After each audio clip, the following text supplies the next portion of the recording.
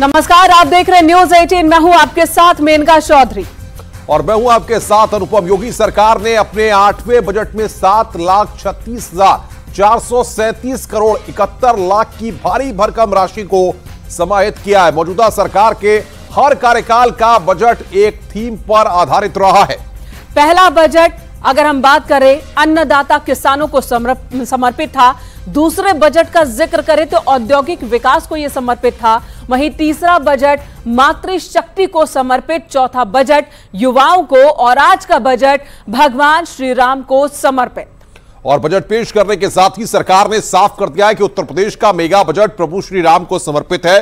लोक मंगल के लिए एक एक शब्द में श्री राम है। सरकार ने बजट में धार्मिक पर्यटन को बढ़ावा देने पर जोर दिया है और इसके लिए अयोध्या, प्रयागराज, काशी और मथुरा के लिए बजट में यूपी सरकार ने खजाना खोल दिया है। आपको ग्राफिक्स के जरिए दिखाते हैं, समझाते हैं कि इन शहरों के लिए खासकर धार्मिक पर्यटन को बढ़ावा देने के लिए क्या क्या बजट में रखा गया है। धार्मिक नगरी अयोध्या की सबसे पहले बात कर लेते हैं अनुपम। बिल्कुल, और अयोध्या की अगर बात करें तो सरकार ने यहां पर मॉडल सोलर सिटी बनाने का लक्ष्य रखा है। अयोध्या के सर्वांगीण विकास के लिए 100 करोड़ और एयरपोर्ट विस्तार के लिए 150 करोड़ का प्रावधान रखा गया है। मेनका जी, वाकई तो 35,000 करोड़ का काम पहले ही अयोध्या में हो रहा है।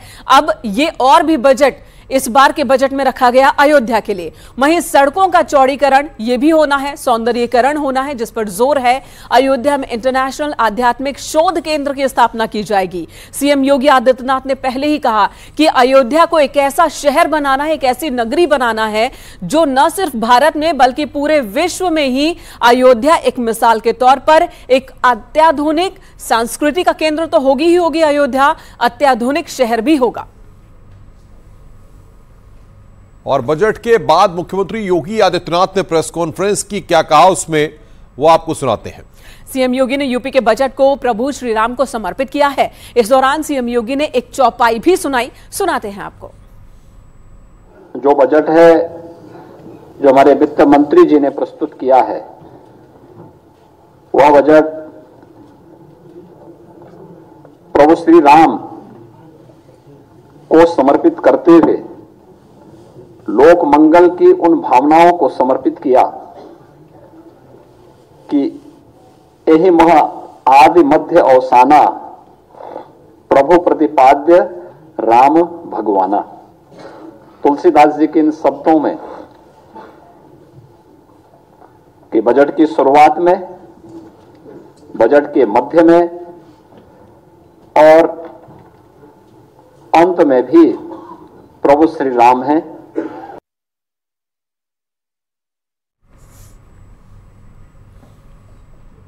और सदन में बजट पेश करते हुए वित्त मंत्री सुरेश खन्ना ने भी बजट को भगवान राम को समर्पित बताया। वित्त मंत्री ने कहा कि अयोध्या का विकास राष्ट्रवाद और पर्यटन का विकास है।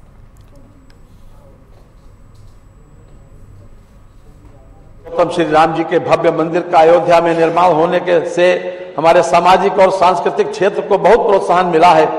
अयोध्या विश्व का बहुत बड़ा पर्यटन केंद्र बन गया है। यहाँ पर भारत और विदेश से आने वाले पर्यटकों की संख्या बहुत बड़ा इजाफा हुआ है, जिससे हमारी आर्थिक स्थिति को बहुत बड़ा बढ़ावा मिला है। तो यहां पर मेनका जी, जिस तरीके से बजट लाया गया है, उत्तर प्रदेश का ये भारी भरकम बजट है। और सबसे बड़ी बात यह है कि आप देखिए कि अयोध्या, मथुरा, काशी, जिस तरीके से लगातार हम देख रहे थे कि उत्तर प्रदेश में धार्मिक जगहों के विकास को लेकर के सरकार पूरी तरह से दृढ़ संकल्पित है। कहीं ना कहीं ये पूरी तरह से अब साफ नजर आया इस बजट में कि धार्मिक जो क्षेत्र है, जो आध्यात्मिक स्थल है, उनके विकास को लेकर के, उन शहरों के विकास को लेकर के बाकायदा एक रोड मैप सरकार लेकर के आई है।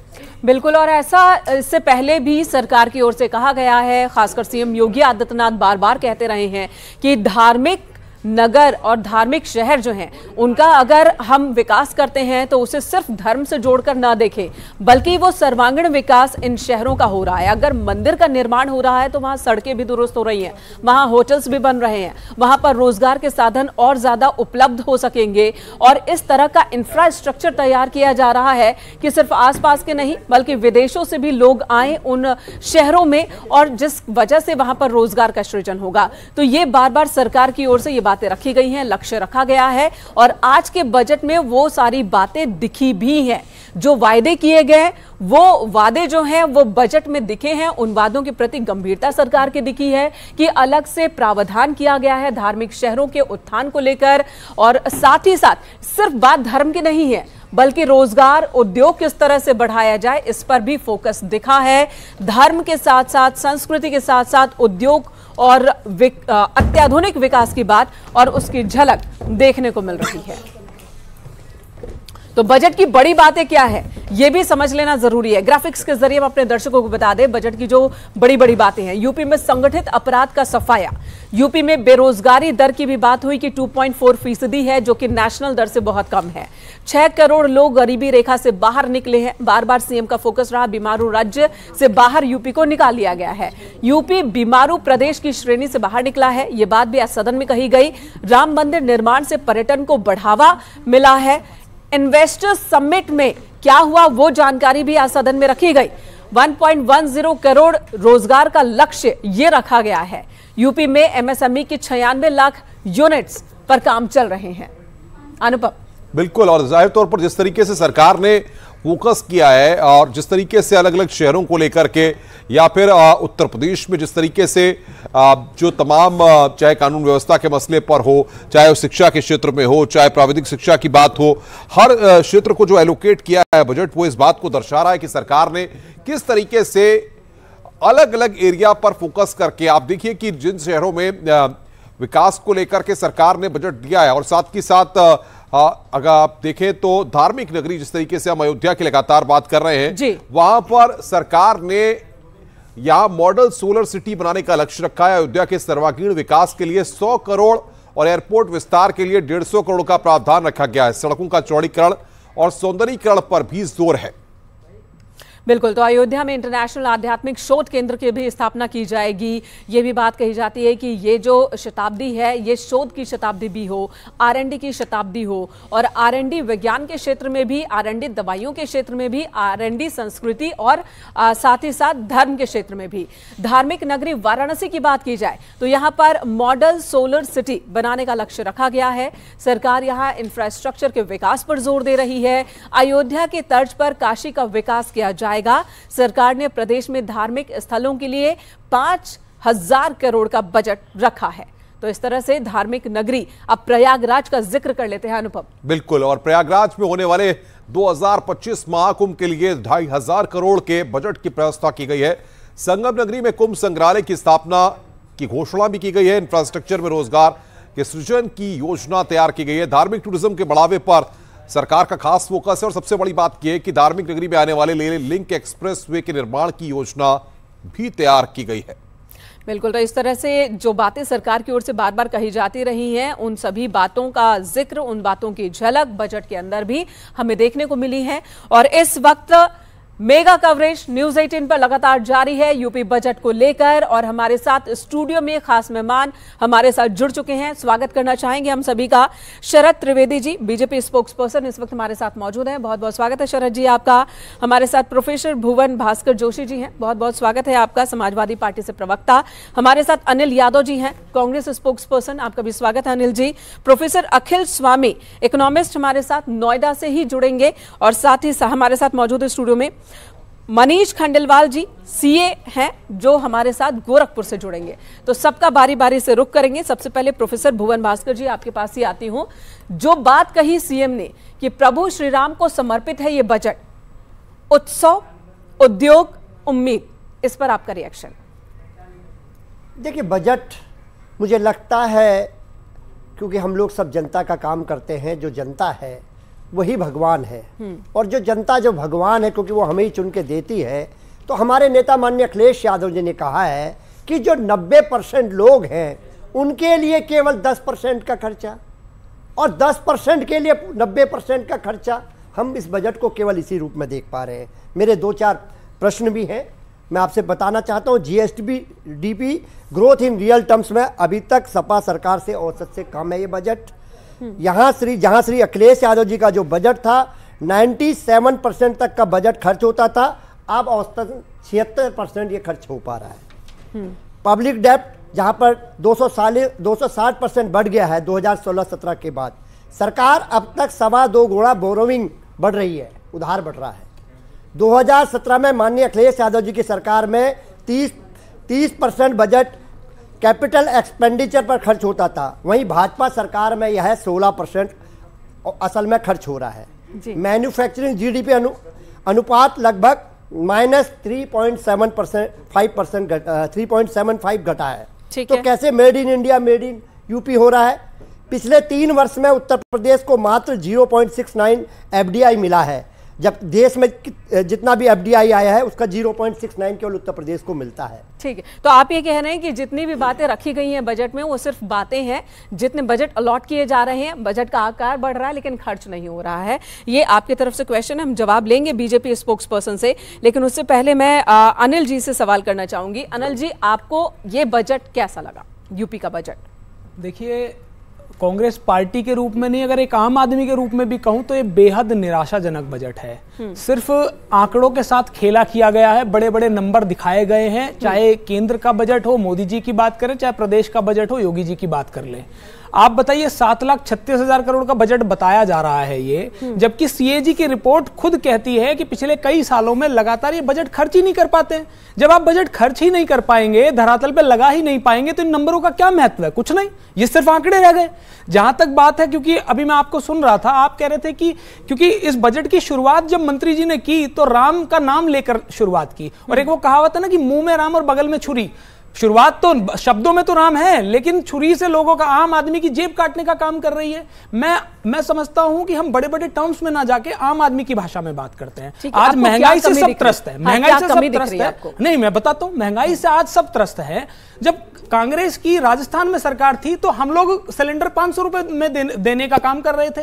योगी जी को दो बार बहुमत की सरकार दी। मुझे लगता है कि इस बार कम से कम योगी जी को समझना चाहिए था कि जनता ने आपको बहुमत की सरकार दी है, आप भी ऐसा राजस्थान जैसा काम कर देते। लेकिन जब आप राजस्थान का जिक्र करेंगे तो रोजगार की भी बात होगी। राजस्थान में रोजगार, बेरोजगारी फीसदी देख लीजिए और यहाँ पर बेरोजगारी फीसदी देख लीजिए। आप सुन तो लीजिए, यदि वहां पर 500 का सिलेंडर दिया जा सकता है तो योगी जी को नहीं देना चाहिए क्या? पेट्रोल डीजल आप 100 के आसपास होने जा रहा है। आप कहते थे कि मैं भाजपा के और राज्यों से और सस्ता करूंगा, कोई उस पर काम नहीं हुआ। आज किसी महिला से बात कर लीजिए, किसी गृहिणी से बात कर लीजिए, महंगाई से बिल्कुल परेशान है, लेकिन उस पर कोई चर्चा नहीं हो रही। ऊपर से मंत्री जी कह रहे हैं कि भाई अपराध मुक्त हो गया है प्रदेश। अभी ये तो एनसीआरबी का सरकारी डेटा है, उसमें उत्तर प्रदेश महिलाओं के प्रति क्राइम में नंबर 1 पे आया है।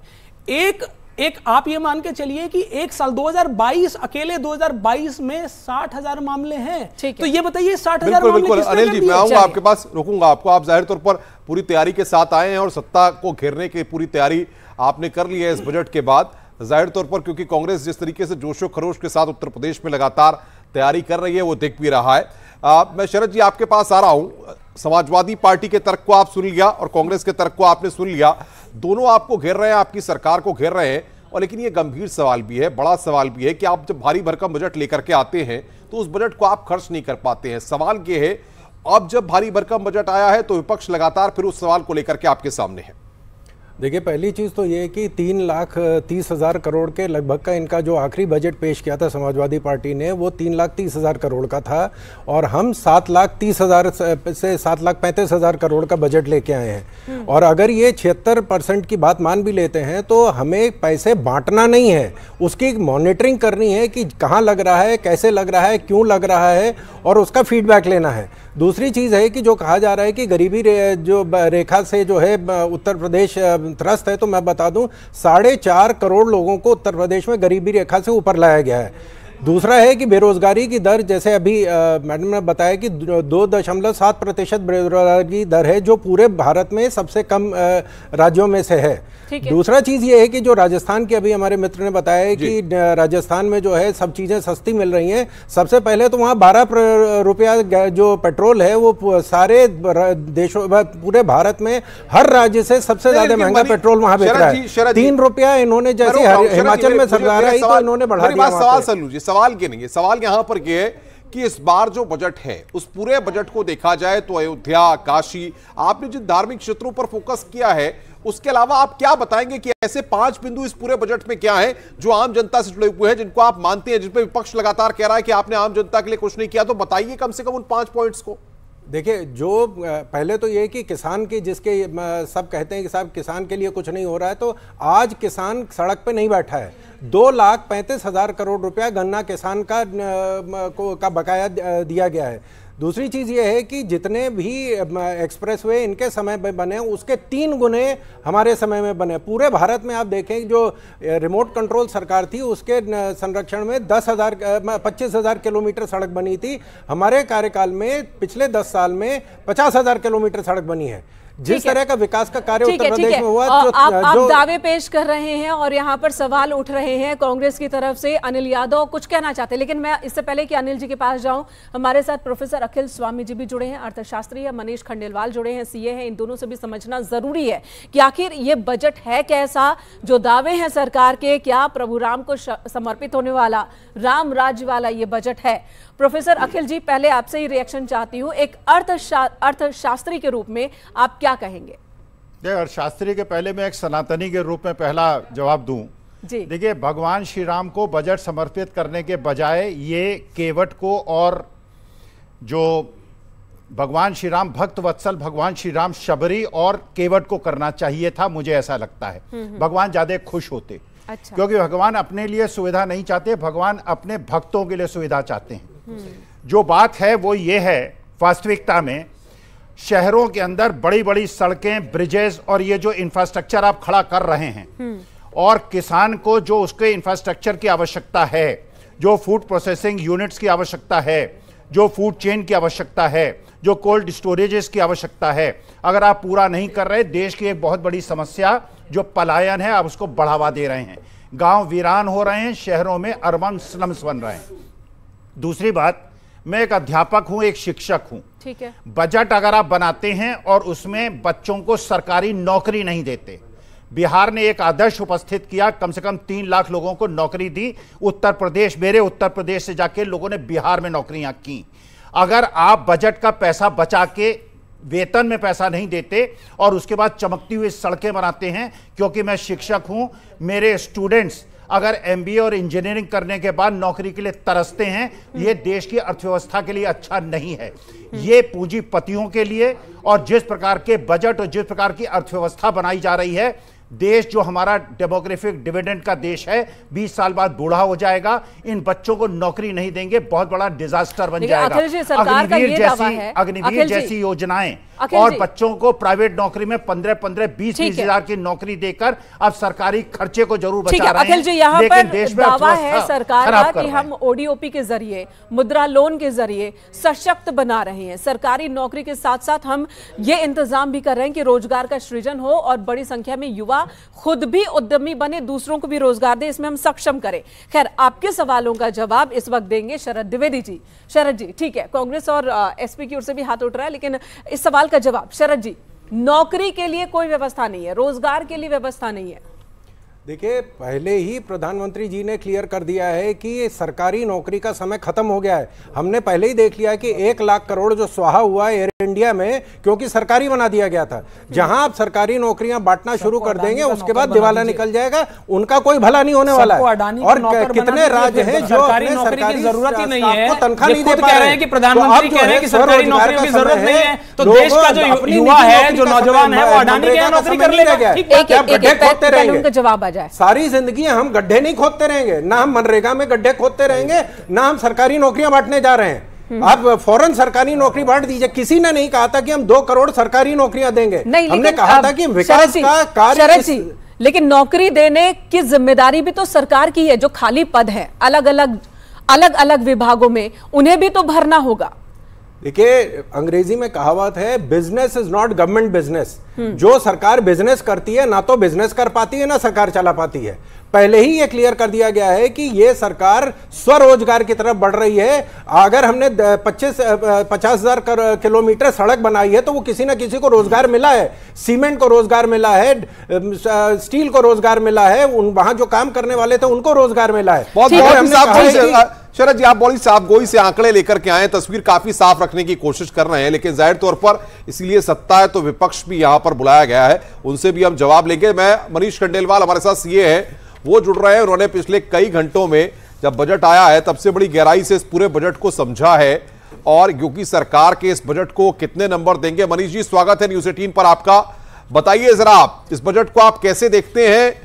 धार्मिक भावनाओं से ओतप्रोत तो ये बजट नजर आ रहा है, उसके अलावा भी कुछ दिखाई देता है आपको? जी, बजट ये गवर्नमेंट ने बहुत ही अच्छा पेश किया है, और ये हमारे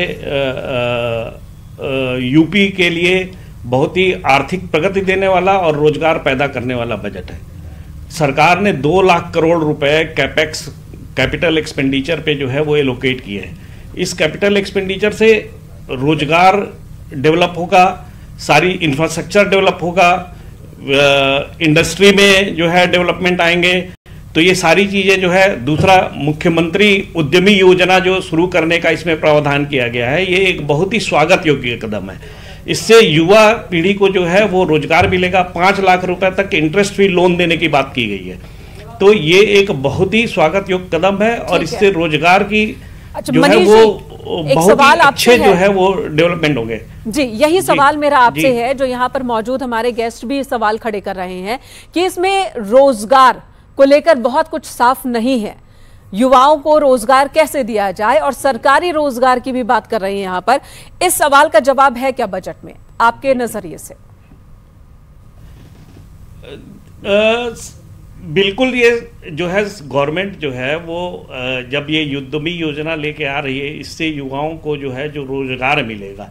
ऐसा नहीं है कि केवल एक ही, और दूसरी बात है कि ओडीओपी जो सारे डिस्ट्रिक्ट में इन्होंने जो है वो योजना चालू की है, उससे ट्रेमेंडस डेवलपमेंट हुआ है गरीब लोगों का और सारे लोगों का।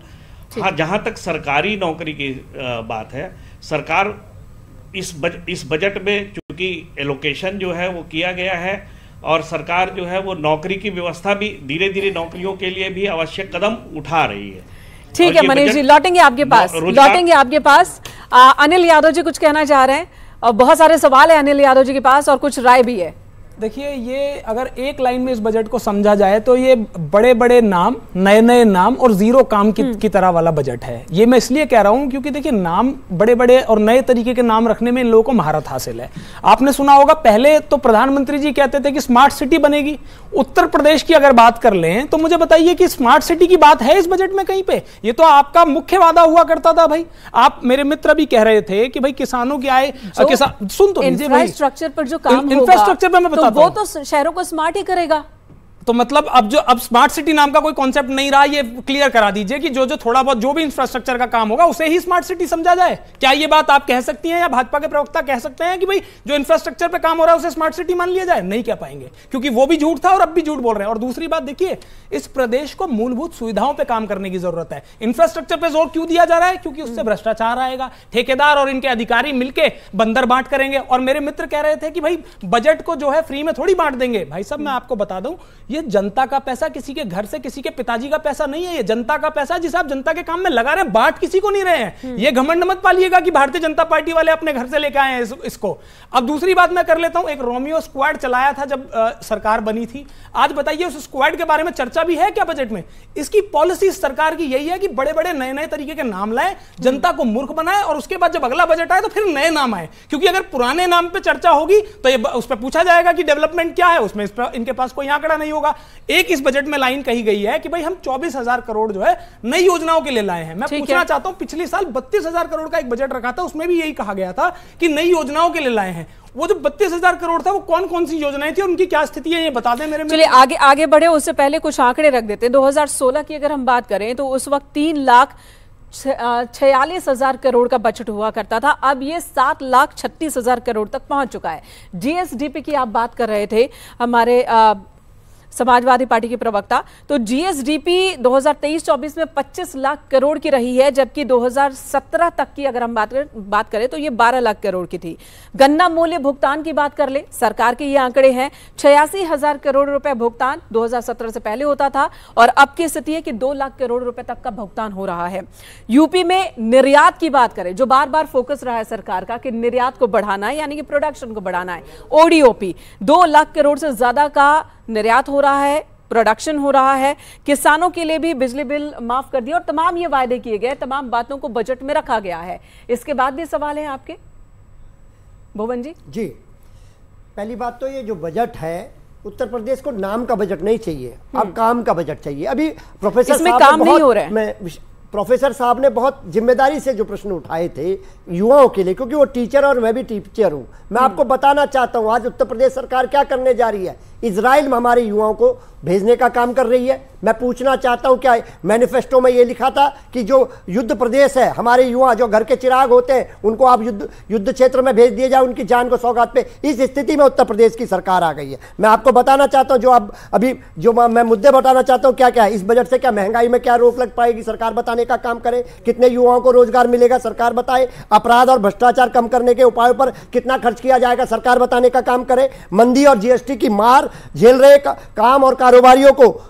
दुकानदारों को बढ़ावा देने के क्या प्रावधान करे, सरकार ने बताने का काम करे। किसानों की बोरी की चोरी कब कम होगी उत्तर प्रदेश? बहुत आंकड़े लेकर के आए भुवन जी, मैं तारीफ करूंगा आपकी कि रिसर्च आपने बड़ी अच्छी की है कि एक पॉइंट और सवाल लेकर के आए, और जाहिर तौर पर विपक्ष की भूमिका यही होती है कि सवाल जब आए तो सत्ता पक्ष से सवाल पूछना। शरद जी, हो सकता है थोड़े आप चिंतित हो रहे हो इन सवालों से, लेकिन सबसे बड़ी बात यह है कि जिस तरीके से आप बजट लेकर के आए, मैं बजट का इतना बड़ा जानकार नहीं हूं, लेकिन कई सालों से पत्रकारिता में जितना बजट को समझा है, मैं ये चाहूंगा कि आप सत्ता पक्ष से हैं, भारतीय जनता पार्टी ने जिस तरीके से योगी सरकार ने ये बजट को पेश किया, आप इस बात को समझाइए कि आखिर लोग इस बजट को आसानी से समझ पाएं। जब विपक्ष को ही या अपने लोगों को ही आप इस बजट को नहीं समझा पा रहे हैं, तो आम लोगों तक इसको लेकर के कैसे जाएंगे? क्योंकि वो जो सवाल उठा रहे हैं, आप कह रहे हैं गांव, गरीब, किसान, हर वर्ग के लोगों के लिए इस बजट में कुछ ना कुछ है। तो जरा समझा दीजिए शरद जी आसान भाषा में कि वाकई में है क्या, ताकि इन सभी सवालों के जवाब भी मिल जाएं। देखिए, अभी मैंने में कहा कि 2 लाख करोड़ का निर्यात हो चुका उत्तर प्रदेश में। जो 6 कॉरिडोर बनाने थे, डिफेंस कॉरिडोर, उसमें से 3 का भूमि अधिग्रहण हो चुका, उनका अलॉटमेंट हो चुका है। आर्टिफिशियल इंटेलिजेंस का सेंटर कानपुर में, लखनऊ पीजीआई में और नोएडा में खोल दिया गया है। ये जो हमारे जिस तरह के कार्य हो रहे हैं, पहले कट्टा बनता था, अब कालाशनिकोव बनने जा रहा है, और जो ब्रह्मोस मिसाइल बनने जा रही है उत्तर प्रदेश में। जिस तरह का जो डेवलपमेंट हुआ है, आप देखें कि हमने कोई काम नहीं किया है। 43 लाख मकान क्या हुआ आप ही के शासनकाल में? 43 लाख बता रहे पहले कट्टा बनता था। अरे बता रहे भुवन जी, पहले कट्टा बनता था। मकान आपके 3 कार्यकर्ता रेप कर रहे बीएचयू की हमारी बेटी का, ये बताइए कहां गया? मणिपुर में हमने देखा हाथरस की दलित बेटी के साथ क्या हुआ, कानपुर में क्या हुआ, हमने देखने का काम करा। हमारे मुख्यमंत्री कहीं नहीं कहते हैं कि बलात्कार जैसी घटनाएं बच्चों से हो रही है। बजट की बात कर ले, बजट की बात कर ले। आपका ही सवाल मुझे रखना है उनके सामने, शरद जी के सामने। बेटे में तो आप ही का प्रश्न उठा रहा हूं। ठीक है, आपका ही सवाल शरद जी के सामने रखना मुझे। ये कह रहे हैं कि स्मार्ट सिटी, बार बार आप कहते थे कि इतने स्मार्ट सिटी बनाने हैं, इतने गांवों को हम गोद लेंगे, उन्हें डेवलप करेंगे। उनका जिक्र इस बजट में नहीं था, स्मार्ट सिटी वर्ड भी इस बजट में नहीं है। इस सवाल का जवाब देखिए, इंफ्रास्ट्रक्चर या जो स्मार्ट सिटी है वो एक दिन में नहीं बनते हैं, और ना इंफ्रास्ट्रक्चर एक दिन में खराब होता है, ना इंफ्रास्ट्रक्चर एक दिन में ठीक होता है। जिस तरह का 10 साल हो गए सेंटर में, आपको 7 साल हो गए यूपी में। हम लोग चुप हो जाते हैं, हमारा सारा समय भाजपा के प्रवक्ता को मिले, ये स्मार्ट सिटी का नाम बता दें, कम से कम नाम तो घोषित कर ही दिया होगा, बनाने की बात बाद में। थोड़ी नाम बता दीजिए। आप नाम बता दीजिए। अभी आपने कहा था कि बुनियादी सुविधाएं नहीं है, अभी आपने कहा था बुनियादी सुविधाएं नहीं। मैं आपको बता दूं, हमने कोई काम नहीं किया उत्तर प्रदेश में। 43 लाख मकान जो है वो अपने आप बन गए। 1 करोड़ 80 लाख गैस के कनेक्शन, 1 करोड़ 70 लाख बिजली के कनेक्शन, और 1.5 करोड़ पानी के कनेक्शन जो है उत्तर प्रदेश में अपने आप। आपस में मत गिरिए भाई, आपस में नहीं रुके, एक मिनट शांति। देखिए, आपस में घेर करके मसले का हल नहीं होगा। हम यहाँ चर्चा बजट पे करने को बैठे हैं, आप दूसरे की जगह से मसले का हल नहीं निकलेगा। मैं बड़े सम्मान के साथ अनिल यादव जी आपके पास आ रहा हूं, कांग्रेस पार्टी के आप प्रवक्ता हैं। सवाल यह है, जिस तरह की रिसर्च और तमाम चीजें आप लेकर के आए हैं, बड़ी अच्छी बात है, लेकिन यहां पर जिस बजट को आप देख रहे हैं, आप सवाल खड़ा कर रहे हैं, हम देख रहे हैं कि अयोध्या, काशी और जितने धार्मिक क्षेत्र हैं उनको विकास को लेकर के योगी सरकार ने बहुत ही बढ़िया तरीके से बजट को एलोकेट किया है। तो उसकी सराहना तो आप करेंगे, क्योंकि आप भी क्या लगातार कहते हैं, आप कांग्रेस भी और तमाम नेता भी अयोध्या में जाकर के देख चुके हैं, दर्शन कर चुके हैं, स्नान कर चुके हैं। तो ये जो विकास हो रहा है ये तो दिखाई दे रहा है आपको।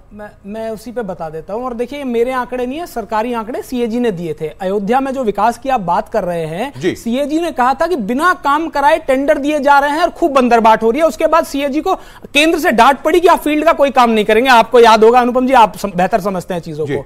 तो ये तो इनका विकास है, क्योंकि भ्रष्टाचार चरम पे है।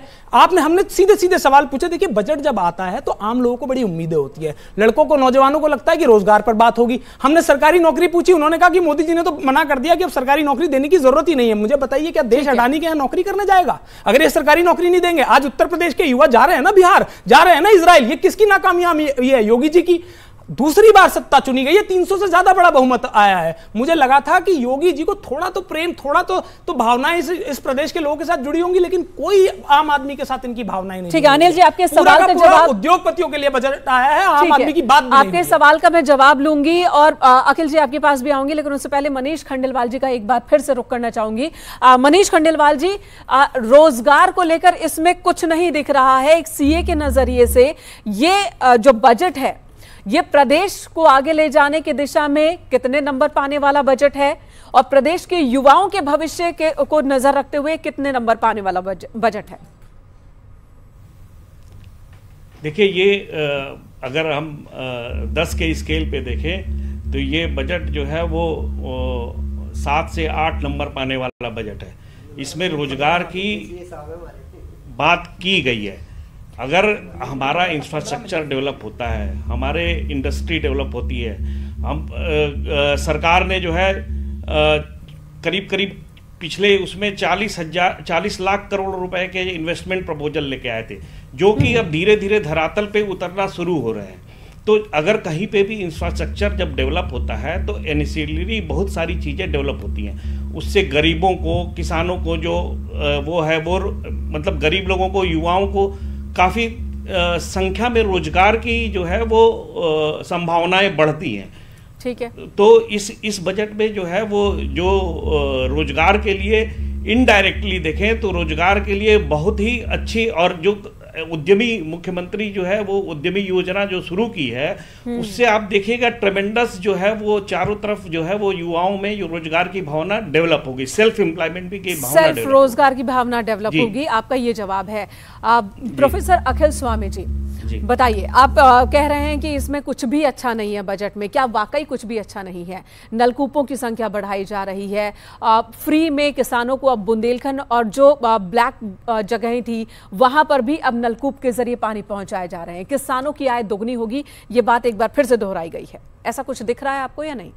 देखिए, मेरे लिए बड़ा शर्मनाक है ये आईआईटी घटना जिसका संदर्भ लिया गया। उसी आईआईटी से 1973 में मैंने इंजीनियरिंग पास की है, और मेरे लिए इतना निराशाजनक है कि मेरी आईआईटी जिस हॉस्टल में मैं रहता था उसी के बगल में ये शर्मनाक घटना गुंडों ने की है। और वो गुंडे कौन थे?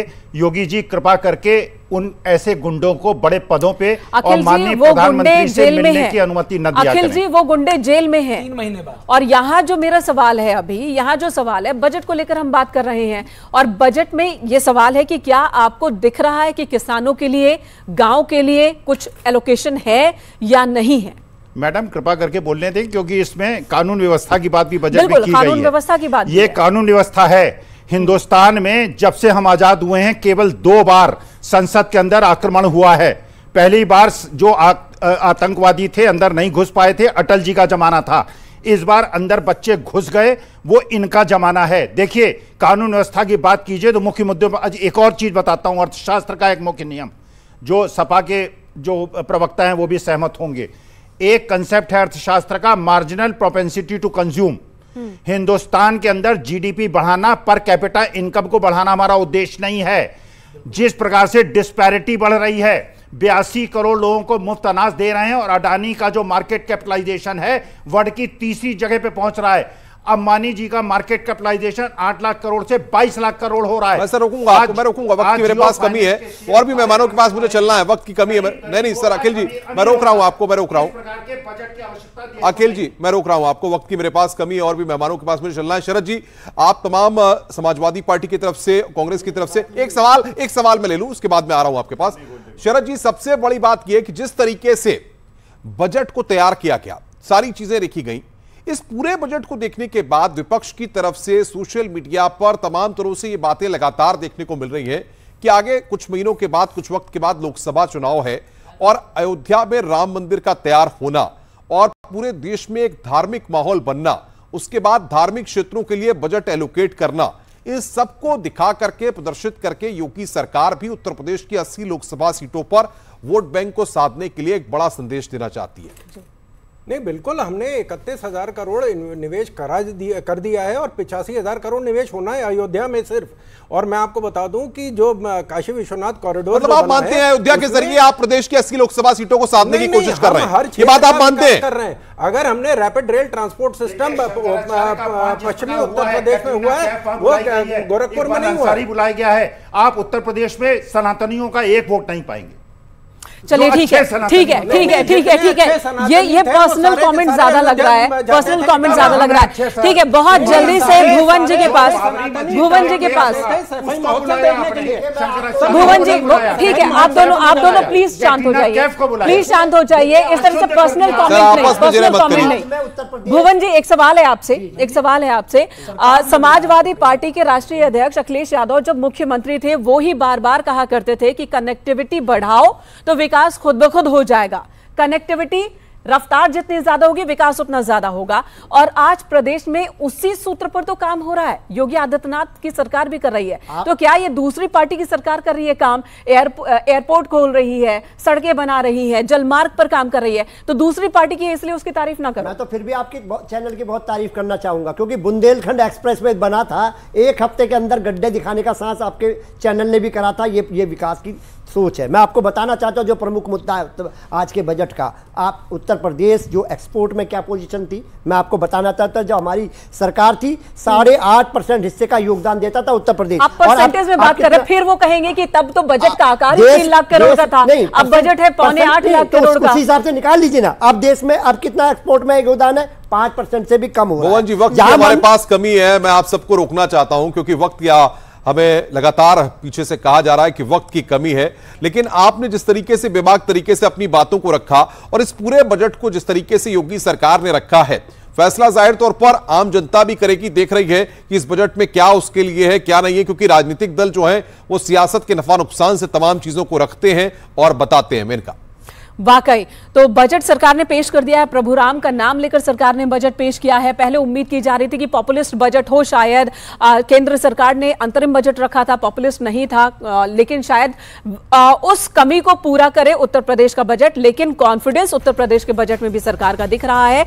काम इंफ्रास्ट्रक्चर को बढ़ाने पर ही जोर दिख रहा है, चाहे वो धार्मिक नगर हो या छोटे शहर हो, बड़े शहरों में विकास को लेकर के बजट में एलोकेशन दिख रहा है और किसानों का जिक्र हुआ है। रही बात कि किसके क्या रिएक्शन है, तो जाहिर सी बात है विपक्ष की ओर से जाते जाते आखिर में अनिल जी कितने मार्क्स, 10 में से कितने नंबर? देखिए मुझे दुखद हो रहा है, इसमें नंबर की बात ही नहीं है, कुछ किया हो तो नंबर देना। 10 में 0 ही मिलेगा। अनिल जी ने दे दिया, आप भुवन जी? देखिए मैं कहना चाहता हूं ये जो बजट है, जो मैंने पहले बात जहां से शुरू करी, मैं बिल्कुल बोलना चाहता हूं ये केवल 10% के जो उच्च श्रेणी है उनके लिए बजट बनाया गया। 90% लोगों को निराशा मिली है। अखिल जी? शिक्षक के रूप में कॉपी जांचने से इनकार करता हूं। जो शिक्षार्थी है वो पढ़ने लिखने में ध्यान नहीं लगाता, केवल जुमलेबाजी करता है। ठीक है, धन्यवाद आप सभी का इस वक्त हमारे साथ स्टूडियो में बने रहने के लिए। हमें यहाँ एक छोटे से ब्रेक के लिए रुकना होगा। खबरों का सिलसिला ब्रेक के बाद ही जारी है।